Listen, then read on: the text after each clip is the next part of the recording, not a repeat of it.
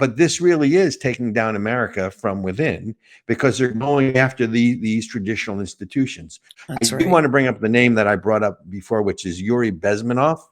He is a former KGB agent who escaped Soviet Russia, came to Canada in the 70s, and gave this long interview, which is Bezmenov, Bezmenov. Folks, Yuri, Y-U-R-I. Look it up. It's on the internet. And what he basically says is that this is what you're seeing in America is a long-term decentralized plan put in place by the old Soviet regime to co-opt, to go get the institutions and culturally embed these values and change America's values from within.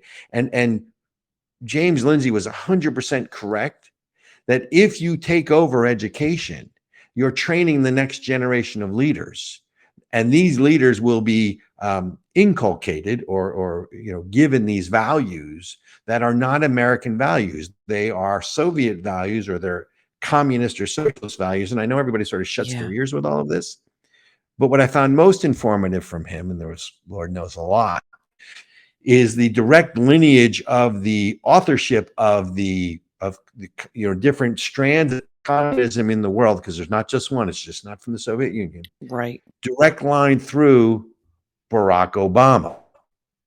And if there's one segment I think we should highlight in the show, and Lord Benjamin, let's make a clip of that one, is that lineage to Barack Obama. That needs, because that's really what people need to understand, because most people go, oh, that doesn't exist. That's bullshit.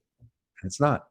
Oh, yeah. And I love how, communism hasn't really been tried. Socialism hasn't really been tried. Now you sound like Bernie Sanders. Oh, my God. It's like, whether it's China, Venezuela, Cuba, Marxists will try to deny that communism ever really existed, or socialism has ever really been done correctly. And it's like, nah, bro.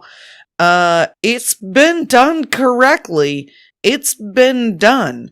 There is no way to create the kind of revolution that Marx talked about without there being a tremendous amount of force, coercion, death, and destruction. That is just the reality, because the human spirit does not want to be tyrannized. And, we can argue certainly all day that there are some people who are absolutely willing and happy to be tyrannized and just want to be told what to do and will go along with anything. But at some point, people are going to fight back.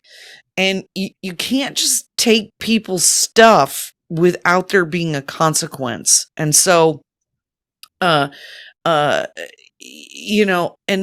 the denial of human nature, I think, is a hallmark of any Marxist, that we can remake man in this image that he cares about his neighbor, and we're all just gonna get along in this utopia. And it is a lie.